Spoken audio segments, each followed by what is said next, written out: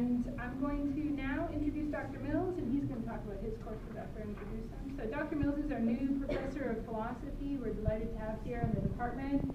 He has a number of areas of specialization. He's doing a class right now, and one of his areas, Indian philosophy, Buddhist philosophy, and ancient and modern skepticism. He also teaches our Greek philosophy class, and he also has this really lively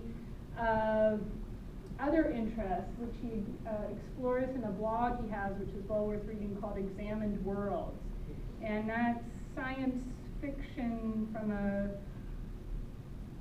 critical, educated perspective, but also a fan perspective, too. So, and I think that might show you where this interest in this topic of interstellar comes from. So please help me welcome Dr. Mills.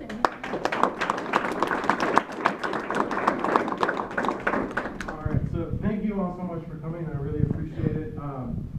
So excited to talk about basically my two favorite things, science fiction and philosophy, at the same time. It's going to be awesome. So before I dive in, though, I should mention the courses. So in the summer, I have a poster here for my summer course. It's Western Humanities 1, and we talk about skepticism and things like, what color is this dress? Remember this? And so what does that say about our relation to the world? How do we know the world, right? Things like that. That'll be a summer course, and then in the fall I'm teaching Introduction to Asian Philosophy, which I'll mention a little bit in my talk, and also History of Ancient Philosophy, which is ancient Greek and Roman philosophy, which I'll also mention a little bit in the talk. So, look at that. Look at this background. I just thought that was cool. I don't know what that is, but it reminded me of Interstellar. Is that going to work? Oh, that's going to make us too sleepy. That might be. Is that okay? Oh, there we go. That's good. All right. Is that okay? Yes. All right, so I want to start with a little bit of an overview. So Interstellar, the movie, came out in November last year, and the DVD and legal versions of it online came out last week. The illegal versions probably came out as soon as it hit theater. So it raises a lot of issues. And so some of the issues that I'm going to talk about are the issue of the meaning of life, both for individuals, and I think what's unique about Interstellar is it raises it for the human race in general, not just for individuals, which is usually what most people talk about when they talk about this. So some of the issues I'm going to talk about space travel and the meaning of our lives. Is it tied in some sense to the continuation of our descendants? And is death bad? Is extinction bad? So what I'm going to argue is that the end of life for individuals and for humanity in general, the bold part, is not always bad. And the fact that life comes to an end might actually be a good thing. It might actually provide a more meaningful life in some sense. Which sounds like a crazy thing to say. So one thing you learn in philosophy is that philosophers say crazy things, and what you want to figure out is why do they say that. But I also want to hear what you think. So hopefully I will leave enough time for discussions, and then of course I'll mention a couple of courses. So this is the poster, or one of the posters for the movie, and what struck me is this line right here. You may not be able to read that, but it says, "The end of Earth will not be the end of us." And so I was thinking about this, and I thought, well, that's a really big theme of the movie, is that even though everything on Earth is kind of awful, you can watch it. If you haven't seen it, it's bad. The situation is not good. But it's not the end of us, so we will continue in some sense. And that's a very big part of the movie. So here's a little bit of other stuff about the movie, directed by Christopher Nolan, who you may also know from Inception, another great philosophical science fiction movie, and also the Dark Knight trilogy, if you're for all you Batman fans out there, that one. And Inception gives us so much to think about, way more than I could possibly talk about in one talk. So there's this mind-bending, tongue-bending too, apparently, mind-bending physics it's nuts. I'm not a physicist. I'm not really going to talk too much about that, but maybe you could enlighten us later. Artificial intelligence, believe it or not, that's a robot. If you've seen the movie, you know that. You also know that the robots are hilarious and sarcastic, which is the best kind of robot in science. Hilarious, sarcastic ones. There's environmental issues. There's also some criticisms of the movie. What happened to the rest of the world? It's very American-centric, as many of our movies are. Well, we're Americans. What movie? So you sort of wonder, like, are they going to just find out that space programs of China or India or Europe already saved the world and we're just far behind? I don't know. We could talk about that. The dialogue is kind of weird. People criticize that, but I don't want to get into that. Sometimes it's hard to hear the dialogue. I actually watched it on DVD last night to turn the subtitles on, which helped a lot. We can talk about that. But really what I want to talk about, and what I want to concentrate on, are these two issues. One is that I'm going to call Interstellar utopian dystopia, because it gives us a sort of idea of how we might survive a terrible dystopia sort of situation. And then I want to think about, well, is survival really all that great? Is it really all it's cracked up to be? So those are the two main issues I want to think about. There's tons of other issues we could talk about, right? But those are the two I'm going to concentrate on. And here's my spoiler alert. I just love this image. It's the hilarious thing you can find on the internet. There's going to be some mild spoilers. Nothing that I think is going to impact your enjoyment of the film if you haven't seen it. So who has seen Interstellar? I see some hands. Okay, that's most of you. The rest of you, sorry, you'll be all right. But why do you want spoilers? Why are you on the internet, right? Or why do you at this talk? I don't know, but whatever.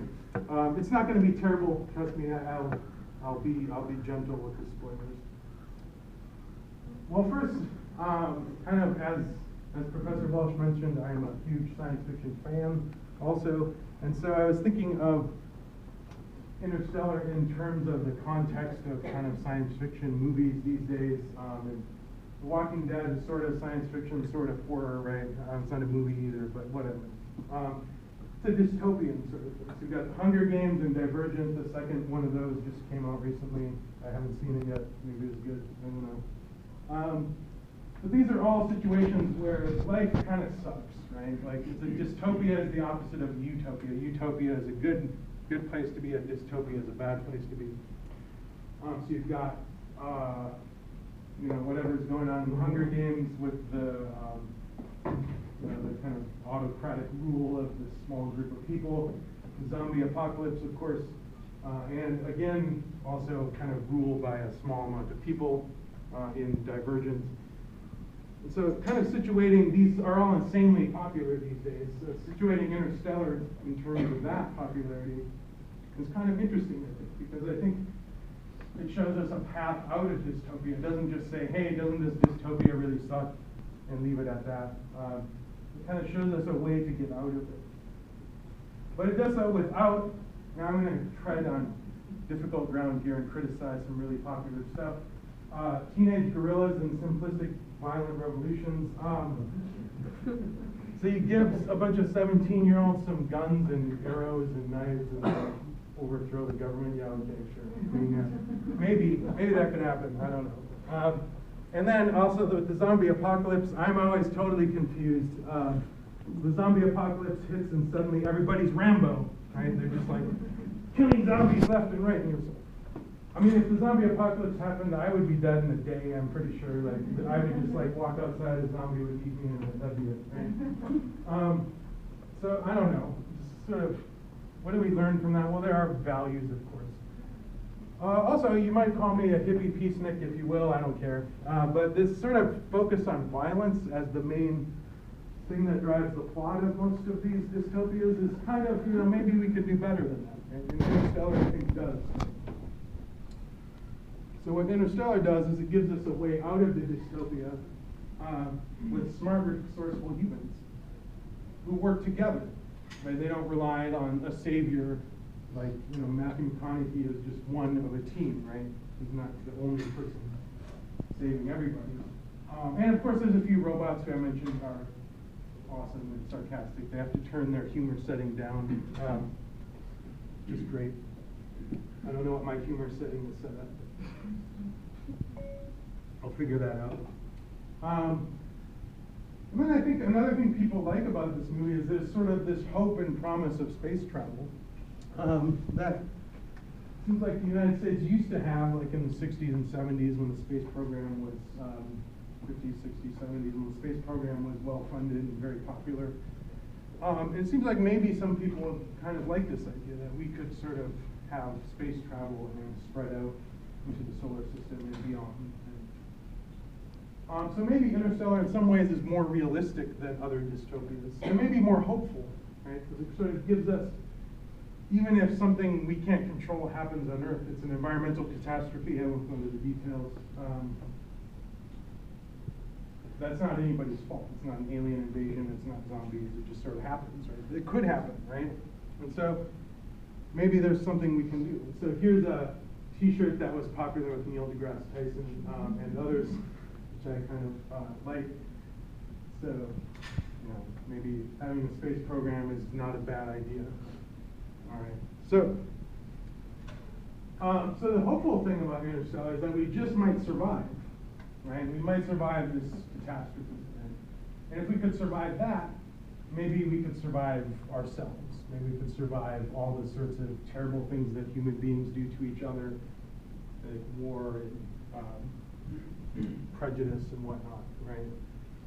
And so that's kind of the hopeful thing. This is, I think, what people really like about Interstellar. It sort of gives us a way. It looks very, very hopeless, but they turn it into a hopeful situation. They get out of it, right? So that's great. Hooray! But of course, being a philosopher, one of the greatest things I've learned in doing philosophy is that everything is more complicated than you think it is, including what I just said. Think about that for a second. I just like that one. All right. So if you're looking for someone who exemplifies this idea, you want to look at Socrates. It's a very good example. Socrates is not the kind of person who's going to take things at face value. No, he's always going to examine things. He's always got the examination, always going to question things. Or metaphor one of my teachers used to use is to scratch beneath the surface, right? So most people's kind of lives of thought are sort of on the surface. But in philosophy, you learn to scratch beneath that. You learn to sort of get a little bit down there and ask questions that sound kind of crazy to normal people, right? Which that's what's fun about it. So you can learn more about Socrates, of course, in the history of ancient philosophy, also in my Western humanities, and I imagine most other Western humanities sections also. So if you're interested in Socrates, which you should be, because look, there he is with Bill and Ted from another excellent science fiction film, Bill and Ted's Excellent Adventure. So there's Socrates with the skateboard. And Keanu Reeves' finest acting performance to date is in this movie from, I think, 1988 or 89, something like that. So the weird question I want to ask about Interstellar is, well, is the survival of humanity itself a good thing? That's sort of the fundamental presupposition of the movie, is that the survival of the human race is itself the good thing. That's what they're aiming at. That's what everybody wants. But is that true? Right? So think about that. That's what I'm going to think about for a little bit. So before we get into that, I kind of want to talk about this idea that a lot of people have about philosophers that, oh, those are just people, they sit around all day and they talk about the meaning of life, and you know, they usually are drinking espresso and smoking cigarettes and wearing berets. Or is that just the existentialism voice, perhaps, right? But, you know, people have this idea that that's kind of all we do. But actually, philosophers talk about lots of other things too. They'll ask all of these questions, right? You can read that on the list. And actually, almost all of our courses that you heard our esteemed faculty mention at the beginning would cover at least some of these issues, right? So if any of these sound interesting, you might try to seek out the course that looks at that question. And so there's some issues, right? So we don't only talk about the meaning of life, right? There's other stuff. Now, I maybe am a little old-fashioned in that I think actually all of these questions have something to do with the meaning of life. they kind of all impact that question in some way.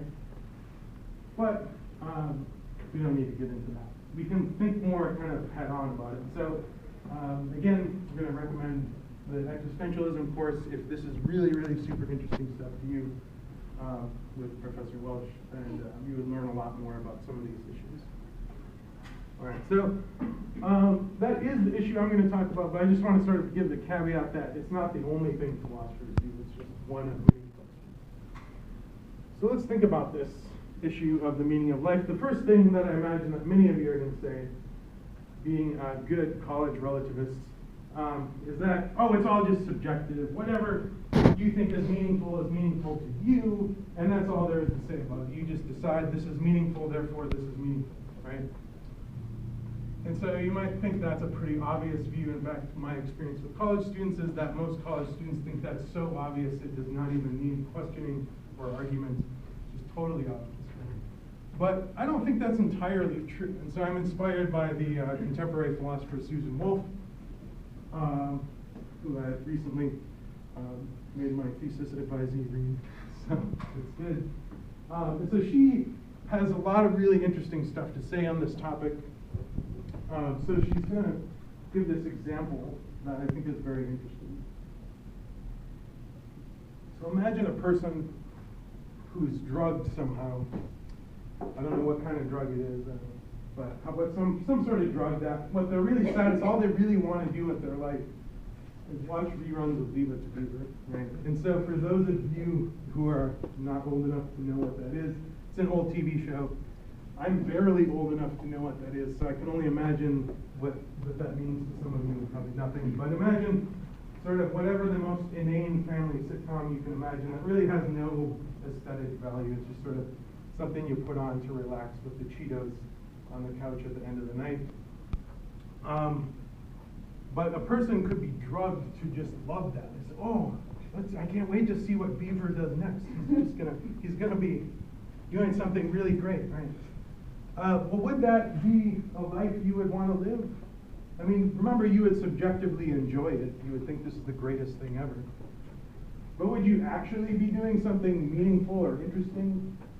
I don't know. I mean, I'm tempted to agree with Wolf that would not really be a meaningful life. Not a life I would choose, right? Even if someone said, I'm going to give you this great drug and then you're just going to watch Leave It to Beaver. It's just weird. I can't imagine some mad scientist or something. I'm going to imagine that I would not choose to do that. I would rather have a life doing something other than watching Leave It to Beaver. Right? And so Wolf is an example of what philosophers these days call an objective list theorist. So she thinks there's a list of objectively meaningful things. She doesn't say exactly what's on the list. We'll get to at least one thing in a second. So she's not going to say something ridiculous like sometimes people say, yeah, but if she thinks being a philosophy professor is meaningful, doesn't she think everyone has to be a philosophy professor? Well, no, she doesn't think that. She thinks it's one of many meaningful things you could do. Imagine a world consisting of philosophy professors. It's not going to last very long. Like if I give it 3 or 4 months tops, before someone forgets to plant the crops, everyone's dead, right? So it's not probably a good thing to have everyone be a philosophy professor, but it is one meaningful thing you could do. And so that's all she has to say, right? So she thinks meaningful lives are lives of active engagement in projects of work. So she really thinks there are projects of work, things that really are worthwhile. And maybe doing nothing with your life but watching Leave It to Beaver might not be on that list, right? Or other great kind of slogan is meaning arises when subjective attraction meets objective attractiveness, right? So you do have to enjoy what you're doing, right? So say she really loves being a philosophy professor, but it's also something worthwhile. It's also something worth doing. That's sort of the situation she has in mind, as being the ideal situation. But it could be lots of other things. So say someone really enjoys being the best chess player in Chattanooga or whatever. That could be meaningful too. Or they really like making quilts or whatever. There's lots of meaningful activities. That's what you think. So in Interstellar, oh yeah, we're talking about that. I forgot. This movie right here, there's this issue of the meaning not just of my life or your life, or some individual's life, but of everybody, of the human race in general, is what it's really thinking about. And so the main project of worth is sort of the thing that's put forward as being objectively meaningful, is the continuation of parents by children. There are examples of that, but also of ancestors and descendants, right? Of our descendants very far into the future. This kind of makes our lives meaningful now, is the idea.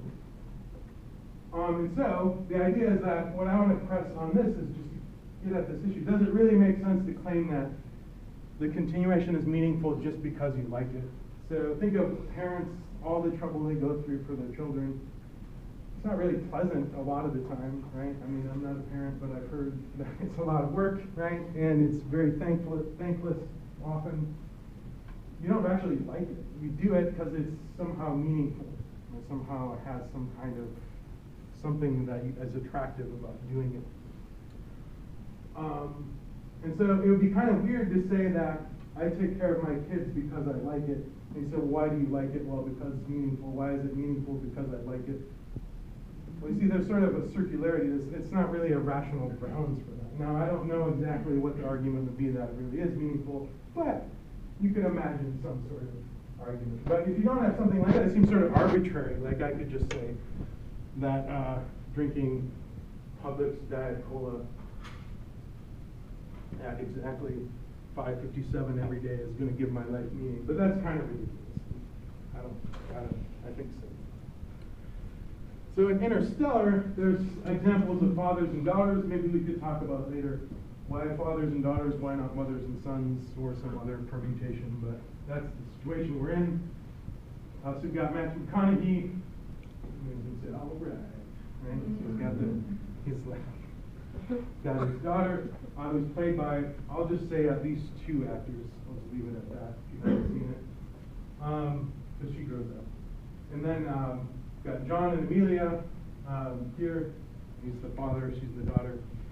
And so that's part of the movie, right? This is actually kind of what gives the emotional weight of the movie. Like, it's a very emotional movie. If you watch it, I challenge you to not at least get a little misty-eyed at certain parts. I challenge you to do this. And a big part of that is this relationship between the fathers and daughters. That's really kind of the emotional core of the movie.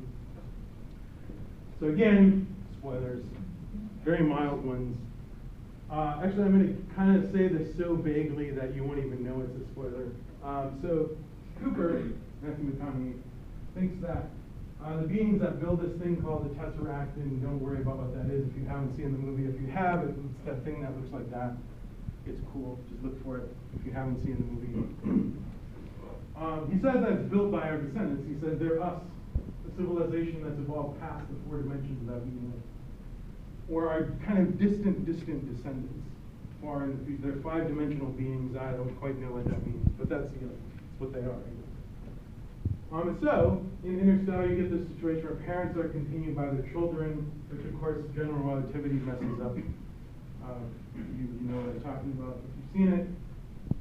That humans in the present are continued by our descendants very far in the future. Hooray! Right? You sort of think, yes, here we go. Everything's all nice and wrapped up. Everybody's continuing. This reminds me of something that I'll talk about in my history of ancient philosophy course. In Plato's Symposium, there's a person, Diotima, and she is mentioned as someone who has this idea that humans have an innate desire for immortality. And she says we seek out this desire through having children, but also through producing works of art and ideas. And so you think, while Plato is writing this, maybe he's thinking of himself. And actually it turned out pretty well for Plato. Look, here we are thousands of years later, still talking about Plato. Or as I say when I teach this stuff, real babies and soul babies. So the soul babies are not the children of James Brown, but they're actually the soul babies are the babies of our souls, like artistic works and ideas and things like that are kind of, Diotima talks to Socrates about being a midwife of his ideas and so having them go out into the world. Or if you like your immortality a little more old-fashioned, I imagine Professor Ribeiro can help you with that in the fall, the afterlife course. But Diotima has this idea. I think this is very interesting. I think she might be right about that. And she may have been a real person, we're not sure, but she's a character in the dialogue. All right, so I don't want to kind of trivialize this. I think it's a very deep and strong thing that people believe in, right? And also the nice thing about this idea, it gives such a great explanation for all the craziness people go through for their children and their works of art and their ideas and whatnot. That we just have this intense desire to do this. All right, the symposium is also incredibly beautiful. You should read it, even if you don't take my class. All right. So, here's some questions. So, will humanity survive forever? Sort of wonder. And would we want to? These are kind of two questions I have. Let's think about that. So, the first question I think is actually not that hard to answer. The answer is no. I might be wrong, but I'm pretty sure the answer is no to this. So look, here's a list of stuff we have to survive. I don't have 3 zombies on the list because I know we're close to Georgia, the home of zombies, with The Walking Dead. I don't really think it's going to happen, but you never know. Right? But war, famine, environmental catastrophes, asteroids, comets, alien invasion, black hole. Black hole could open up and swallow us tomorrow. Who knows? Disease could easily wipe us out. Right? So we'd have to survive all that stuff. And actually, if you think about it, that's kind of unlikely. And I hate to break it to you. Come on. The other thing that we can learn from the history of life on Earth is that almost all life, almost all species that have ever existed are currently extinct. And who the hell do we think we are that we wouldn't be on that list too? I mean, come on. Wouldn't we also, you know, it seems like it's a pretty strong inductive argument. All other species have gone extinct. Maybe we will too. And even if we don't, maybe our descendants will evolve into something else, like 5-dimensional beings or whatever. But will they be human anymore? Or is it enough that there are descendants? I mean, think about that. Maybe they would be. Maybe you'd be happy just having, like, why not have 17-dimensional offspring? I don't know. Whatever that would mean. Man, this is getting more depressing as we go down the list, right? And say they survive. Well, the universe is probably going to go through heat death or a big crunch or some sort of thing that will make it inhospitable to life. It's actually kind of liberating if you stop and think about this. Like I think Bertrand Russell says this at some point, that when you think about the demise of everything, you know, think about the way human life is now, it's actually a little comforting. It's all going to be over. Maybe not. It's kind of a little joke. But really only time will tell. And of course, as we learned from Interstellar, time is way weirder than we think it is. It's going to tell us something weird, maybe we won't even understand. But so I think the answer to this question, will humanity survive forever, is probably no. I'm very strongly inclined to say no. And so here's some other considerations. One about time and impermanence. So the Hindu philosophical religious text, the Bhagavad Gita, says that time is the vehement destroyer of worlds. It's a great phrase, right? So you may have heard this quote in a slightly different translation from J. Robert Oppenheimer when the first atomic bomb was exploded. I'll press you a little bit more, just to keep at it, right? So you're going to die, I'm going to die, our children, our grandchildren, our great-grandchildren, they're all going to die in time. And so it kind of makes sense, thinking about time and death. It's just sort of where things are going. So let's think about impermanence, right? In Buddhism, impermanence is one of the 3 marks of existence. And what they mean by that is one of the basic characterizations of reality is that it's impermanent. So as I was just teaching, telling my students this week in the Philosophies of India course, some Buddhist philosophers like Vasubandhu here argued that actually God as a permanent self can't exist. Not just that God doesn't exist, but there could be no such thing. That's how serious the Buddhists are about impermanence. They apply it to everything. And so, if this sounds interesting to you, I forgot, I do apologize to Professor Eskelson. The religions of the East would also get into some of this stuff too. But I will get into it also in the Introduction to Asian Philosophy. If you want to take that, there's still plenty of seats left. If you want to. No, that's my advertisement for that. It's not permanent. It's It's not permanent, no. The state of the list is impermanent, right? All right, so there's a joke for those of you. I'll explain this joke later if you know about the myth. This is hilarious. Let's talk about that in a second. So is there pining for permanence? So the idea is that if impermanence really is a reality, and maybe it's not. I mean, maybe the Buddhists are wrong. I mean, I don't think Buddhists are right about everything. This could be one thing they're wrong about. But it seems to be true for an awful lot of things in the universe that they're impermanent. Maybe not everything. But given how pervasive it is it wise or healthy to kind of pine for permanence? Say, oh, well, maybe I won't live, but the human race, that will be permanent. And so Buddhists are going to tell you that the desire for permanence is one of the primary causes of suffering. So the most kind of jarring and terrible version of this is when a loved one dies, right? So you probably have this experience. If you have, I'm sorry for your loss. It happens to us all, right? And so think about when a loved one dies, it's a shock. And why should it be a shock? I mean, you intellectually know that everybody dies, right? But it's still a shock, no matter how much you know that, no matter how sick they were, or how ill they were, or how old they were, still a bit of a shock. And this is because we actually kind of deep down inside expect everybody to live forever. And they don't, and it causes suffering when that expectation is overturned. So even for myself, a few months ago, my 95-year-old grandmother died. And you might think, well, yeah, she was 95. She wasn't really all that healthy. Why was I so surprised? But I was. It was still very painful, very surprising, right? And Buddhists would say this is because I have not given up on the delusion that people are permanent. Right? So that's what they're going to say. And then we've got Susan Wolf, my good friend Susan. Well, actually, I don't know. We're intellectual friends, I suppose. She says that views that our lives are absurd, which we'll talk about in a second, is kind of an irrational obsession with permanence. And so, absurdity, so for Camus, right, this is the thing, Camus talks about the myth of Sisyphus, where he's condemned to push a rock up a hill and it rolls back down, and he has to just do it again and again and again. And it seems kind of meaningless, and so what this gets at is in the grand cosmic significance of things, our lives are completely inconsequential. It's pretty easy to make that point. I'm already depressed you a lot, but just think through it a little bit. Think about how long people are going to remember you after you're gone. Probably not that long. I mean, if you're really lucky, like Plato, you might get a few thousand years out of your name. But I mean, come on, are you really going to have sort of cosmic, permanent significance? No, you're just, you're going to be eaten by worms or burned up into ash, however you want to do that. And then you're gone, and pretty soon people forget you, and that's it, right? And it's just depressing, isn't it? Have I bummed you out yet? I've been trying really hard. So these views that this is kind of absurdity, the absurdity that we take ourselves to have this big significance, but in the grand scheme of things, we have no significance, right?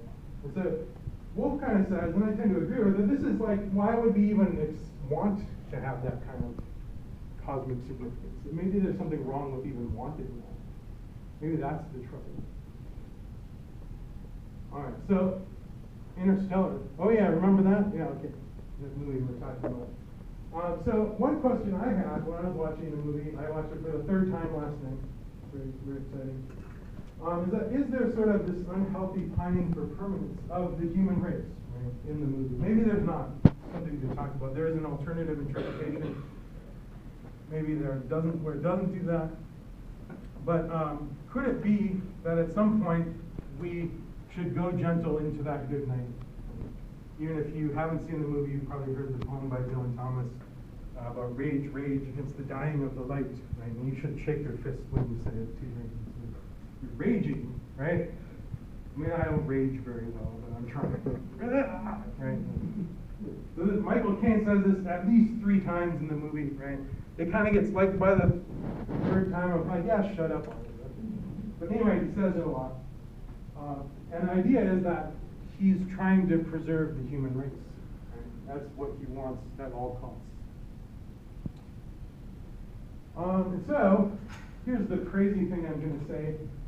Maybe, instead of raging against the dying of the light, we should just accept the impermanence of all things, ourselves, our loved ones, and the entire human race.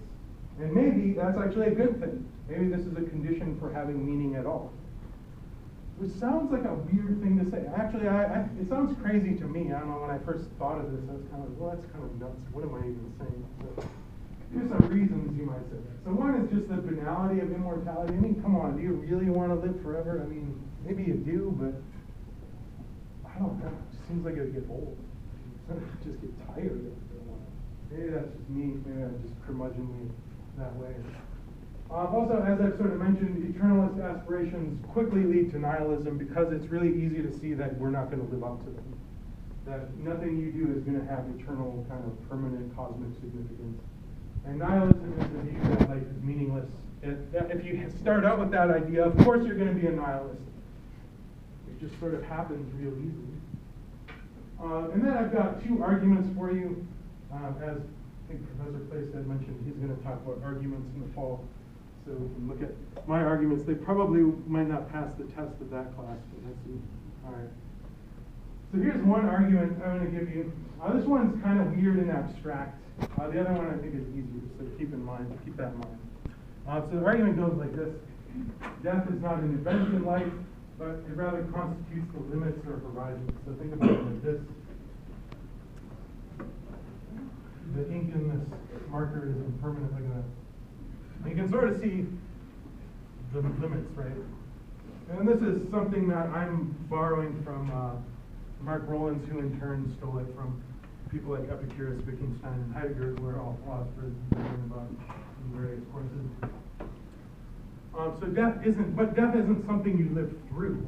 It's kind of the end, right, of your life, right? It's not something you like turn around and say, oh, that was an interesting death I just had. Right? You know, it's kind of like, that's it, right?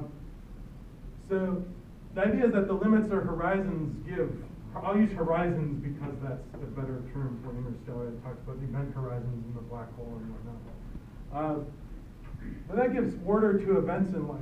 So if you think about a visual field, why do things have order like up and down, left and right?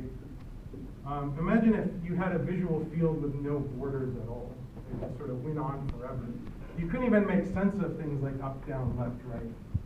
And so what some people want to say is that life is the same way, that if you didn't have a horizon of death kind of looming out there, nothing you did now would make any sense, right? If you didn't have something out there that you're going toward, that you're consciously, you're going toward, you would never, it wouldn't make any sense to like get a bachelor's degree from UTC because you just sort of like, well, I don't have to, I have forever. I don't have to, I'm not a kind of time limit. Even thinking about time, it's sort of like, well, I've got, I'm a senior this year and I'm graduating. Like, it wouldn't even make sense if you were completely immortal. And so for your life to have any meaning, you have to have this kind of temporal order of sort of past to progressing to the future of this horizon. And so if that's right, then death is a condition for meaning in life. If you didn't have death, your life wouldn't have any meaning in it. The idea of that argument. Again, this one's pretty abstract. I do want to kind of wrap up in a few minutes to give us time for discussion, so we can come back to that. But this is a very abstract sort of argument that just to have any kind of order of doing things in your life, you have to have a limit or a horizon that kind of shuts off things at the end. You couldn't just keep doing stuff forever. It wouldn't make any sense. All right, so that's one argument. This one's, I promise this one's way easier. This is the easier one. It may still be wrong, we could talk about it, but this is an analogical argument. So it's kind of inductive argument, meaning that it might not be. I mean, even if the premises were true, the conclusion still could be false. But the premises give us some reason, I think, to accept it. So, an artistic narrative like a novel or a film, like Interstellar, right, is meaningful insofar as the beginning, middle, and end, right? I mean, imagine if Interstellar just ended like in the middle of a sentence that Matthew McConaughey was saying. It wouldn't really make any sense. People would complain, right? Think about the end. But the ending, the way it did end, it was kind of a little bit open-ended. I don't want to give spoilers again, but I think the ending actually worked pretty well. And I had this thought, if there were Interstellar 2, of course I would watch it, because, that's what science fiction fans do, we're very loyal. But should there be a sequel? Probably not. I think actually the ending of the movie was quite beautiful the way it was. So if you think of artistic works like films and novels, or I always think about, if you're a fantasy fan, the genre of fantasy these days is to have these epic, like 15, 20 book series, each one is 1,000 pages. And why don't they just end it at some point? I mean, why does it go on? They should just stop it at some point. So if that's true for artistic narratives, and then if you say that human lives and human species are relevantly similar to artistic narratives, well, that's a pretty controversial premise. But what I just mean is that you can think of your life as a narrative, having a beginning, when you're born, and then a middle and an end. You could think of the human species that way. It's a little harder, but you could. And so, if this is true about artistic narratives, and these two things are somewhat similar, then single human lives and human species are more meaningful in terms of having a beginning, a middle, and an end. And so, I don't know if that's a good argument. This is the sort of thing like sometimes people in graduate school told me I shouldn't say stuff like this, but I'm going to anyway because I'm just being honest, is that I'm not sure if this argument works, and I'd love to discuss it with all of you. I'm kind of convinced by it, but I'm open to being swayed. All right, so here's the caveat at that, right? So maybe you might think, oh my gosh, I went to this talk and this crazy guy is saying that we should kill everybody. No, okay. When I got to this part of putting together my presentation, I was so amused that I had to do this, but I think I do. Right? I'm not saying we should be wiped out anytime soon, right? I say give us at least a couple more thousand years, maybe like 100,000, maybe a million, I don't know. Like, give us some more time. And maybe space travel, yeah, let's do it. Let's go to Mars and all sorts of cool things. It'd be awesome. Right? But I do think that maybe one thing you can get out of watching Interstellar is kind of tempering these eternalist aspirations. And also maybe that's a good thing. Maybe accepting our impermanence might actually create some kind of deeper meaning and significance in our lives. So that's what I want to say. So here I just found a bunch of movies I like, threw them on there. But the point is that movies like Interstellar are more interesting with philosophy. If you know something about philosophy, watching movies is more fun. So this is sort of part of my, I'm supposed to be advertising the department. Like, these are just some of my favorites. Especially, oh my goodness, 2001, just watch that. Your mind will explode. Right? And so just these are some of my favorites that bring up, and Leonard Nimoy, our IT, right, is in there. So think about that. This is one reason to take philosophy and religion classes too, is that you can kind of find deeper meanings and significance in things. And I think that makes life more interesting. And maybe that's not a popular thing to say. I should be telling you you'll be millionaires if you take our classes, but I mean, I'm going to say this instead, right? Maybe you will be, right? You get like George Soros and people like that for philosophers. But you can, movies could be more fun. I'm pretty sure about that. All right, so that's what I've got, so thank you.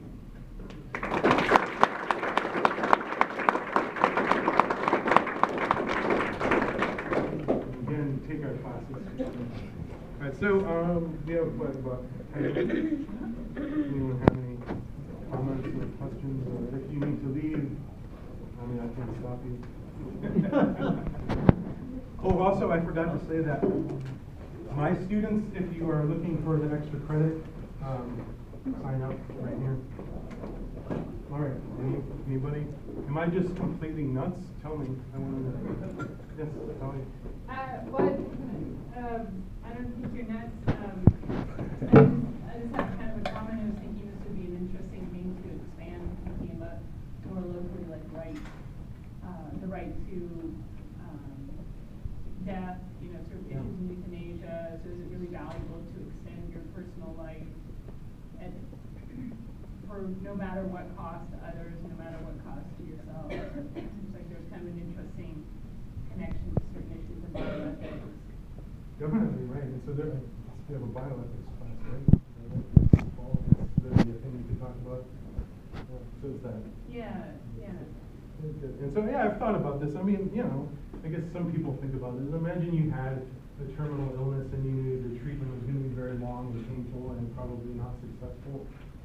Should a person like that be able to end their own life? And maybe I'm giving some resources to say maybe it would be okay. Or maybe not. I don't know. Yes. Question. And it kind of relates to the science fiction aspect of Interstellar. Like what we know in science is that like when light hits us and gets like we receive everything through our eyes, we're seeing everything a little bit behind. So when we look at the sun, it takes about 8 minutes for the light to hit us, right? I was talking to you about this the other day. So what we're seeing when we look at the sun is the sun from 8 minutes ago. Now, is there, like I guess in a metaphysical way, is there a component in experience where we're actually receiving our experience later than we're actually experiencing them at the moment?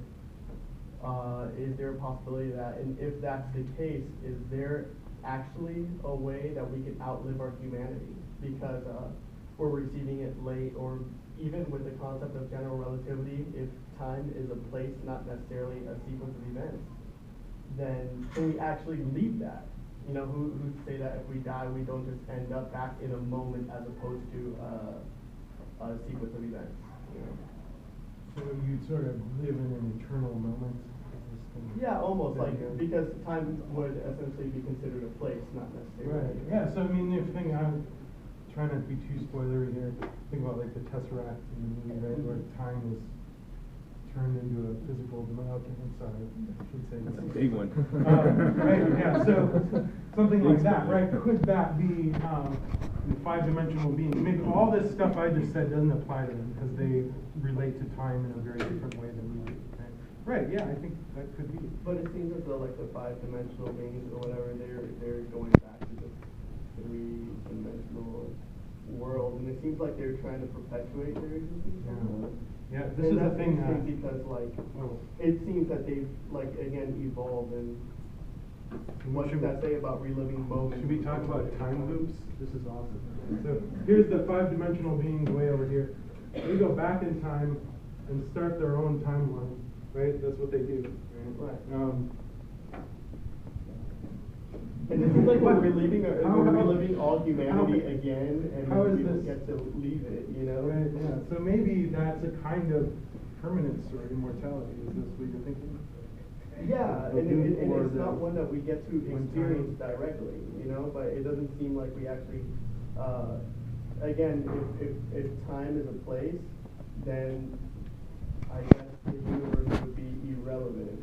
It's like as a whole, like time, like heat front, like universe is irrelevant. Yeah, that's almost like, as crazy as what I was saying. Yeah. But we're living in moments. You know? Okay, yeah.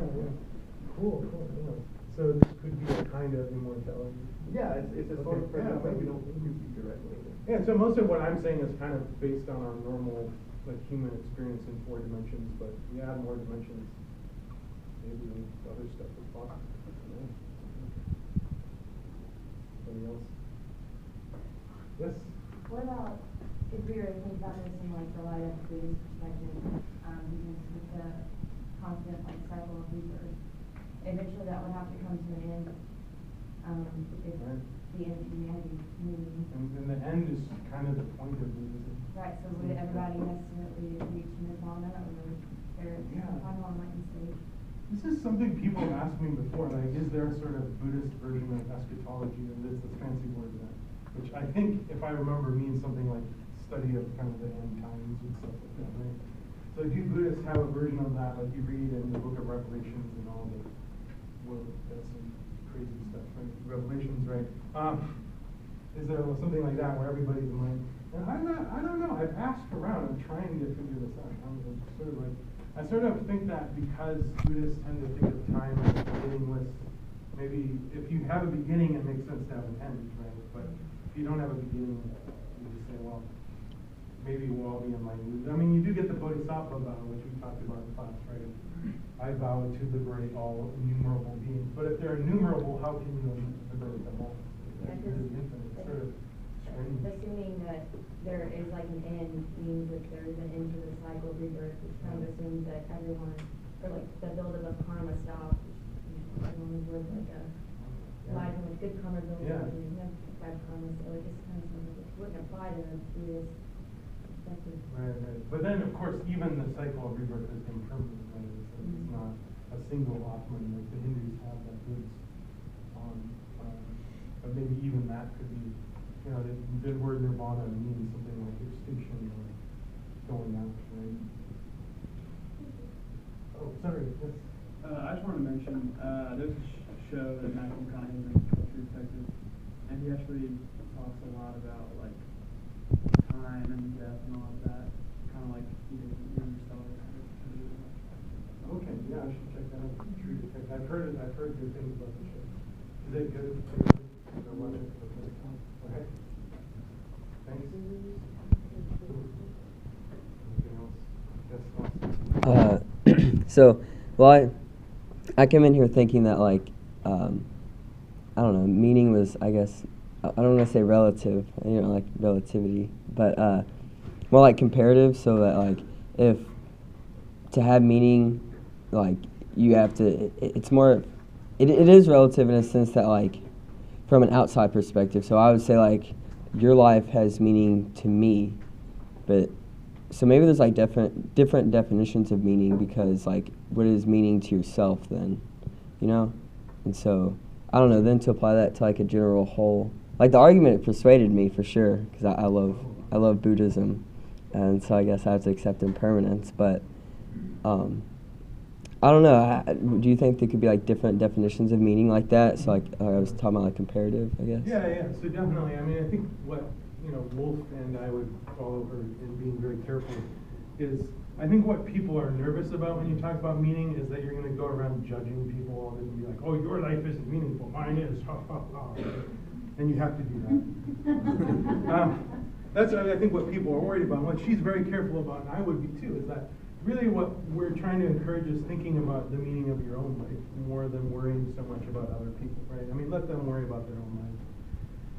Free to be you and me, all this sort of stuff, right? But if you think about it, if you think about the meaning of your own life, is it really meaningful just because you say so? I mean, I'm not happy with that. I want to think that I'm actually doing something that has some real meaning. But I also don't want to say that it has to have cosmic significance. I mean, you have to set your sights a little lower, I think, but it's there. And so you could have different levels, right? You could say things like my identity as a husband and a brother and a cat owner. Of course, those of you know me know about this, is very important. And maybe also my identity as a professor is important. My identity as like someone riding the bus on a Tuesday afternoon not isn't meaningful. Is that kind of what you're thinking? Well, like what I'm thinking is like, so if you were to take like, I don't know, let's say like the dinosaurs, or even some sort of like, I don't know, a being that has like a higher intelligence, I guess like, I don't know, let's say there's a civilization that lived like thousands of years ago, and for some reason like something happened, and then like civilization reemerged,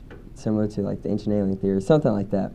Would their civilization have meaning if we didn't know anything about it? Oh yeah.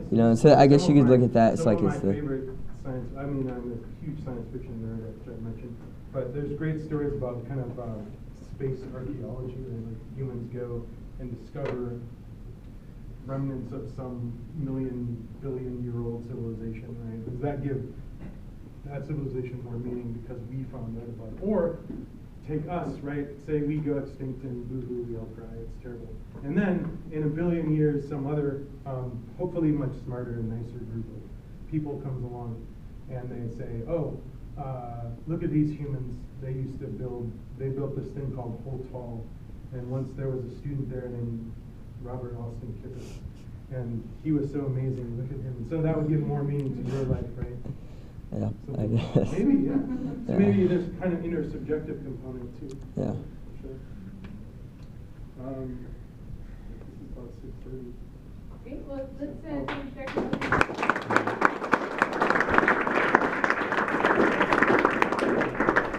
Thank you all for coming. I'll be happy to talk to you.